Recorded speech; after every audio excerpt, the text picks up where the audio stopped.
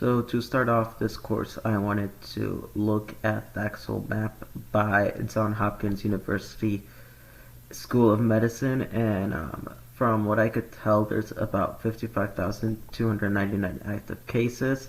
In terms of those who have not recovered, you're looking at around 60,019. And the reason I got 55,299 is because once you include deaths, then you have your actual number of active cases with the coronavirus. I remember like a few months ago was around 400 and something, and basically it was more of a threat in China. So this is a good indicator of how diseases or viruses or certain illnesses end up spreading. So in terms of how you actually look at the numbers, these are actual like confirmed cases. So those are the numbers that people need to be more concerned about, and you can actually see like the different daily cases. So you could see a peak on February 13th and February 14th. So the day prior to Valentine's Day and the day that's actually Valentine's Day is where you see peaks for new confirmed, which actually makes sense. And then you do have a slight peak on March 11th, and you have some of these small peaks right now. So in terms of the logarithmic scale, you could see like how many are in other cases versus mainland China, and then the actual scale of total recovered. So the total recovered scale is actually growing actual, so you could actually look at this. Something that's quite interesting is not even just the U.S. data, because Michigan recently just received like 2 new cases just the past few days prior, but you could see like almost immediately like when there are new cases, this is the start of like a state panic in reaction to that. You could see Idaho seems to not have reached any cases thus far from what I understand from this map. Here we could actually look at some more problematic areas. Egypt, you could actually see 67. I believe like a week or so ago it was 16, and then even prior to that it was like none. So it's quite interesting to look at that. In terms of the 67, there are 39 active. You could see recovered was 27, and there was unfortunately 1 death. Egypt, obviously, is going to be more population diverse, and then lots of countries in North Africa, and then you're looking at places like South Africa, which is more population diverse, and there are only 17 cases in South Africa. Around Mali, like right next to it, you see at the Burkina Faso, you have 2 confirmed cases which are currently active. Mali, there doesn't really seem to be any cases. Algeria, you could see 24 confirmed cases, 1 death, 8 recovered, 15 active. Here in Europe, it's actually pretty bad because Europe is very diverse at traveling. So Italy is actually one of the worst. That's why a state of emergency was confirmed in Italy.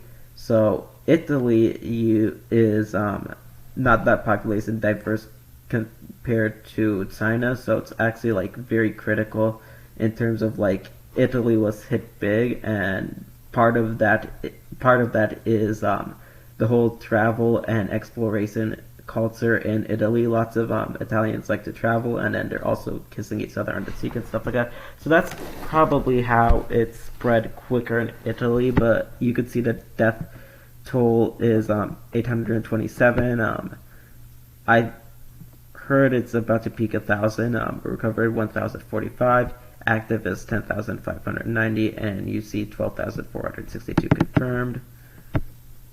Here you have France is 2,281, death is 48, recovered is 12.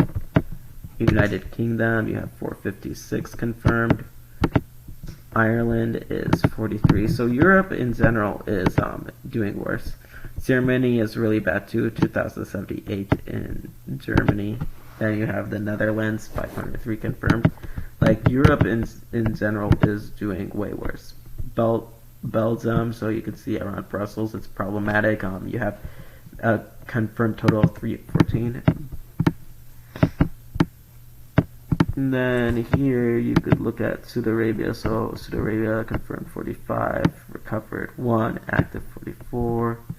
You can look at Iran, confirmed in Iran. Iran is actually extremely bad, like one of the worst areas, but 10,075 confirmed. Death is 429, recovered is 2,959, and active is 6,687. Here you look at Serbia, Romania. We already looked at Italy. Switzerland is really bad as well. Yeah, Greece is not great, but something that'd be interesting is let's look at here. So Iceland is 103. Let's keep going. So let's see here. Let's look at Australia. Australia is has some problematic areas. Australia is not as bad as some others.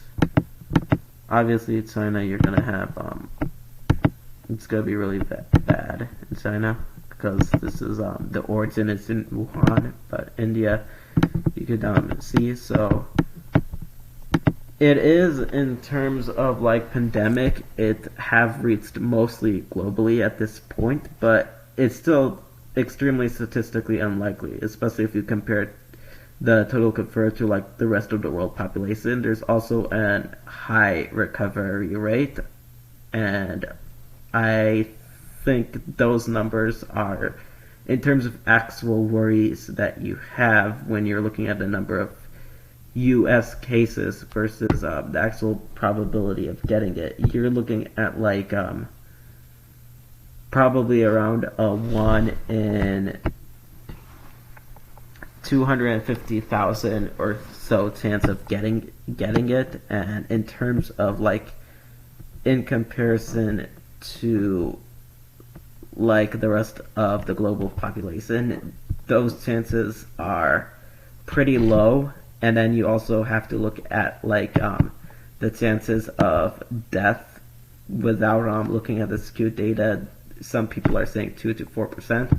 The whole total death is versus total confirmed percentage is not an accurate measure, given we don't have all the data yet, especially with like CDC data, as well as like the actual logarithmic rate in terms of recovery. But I presume there's going to be like in terms of actual estimate, like a 2%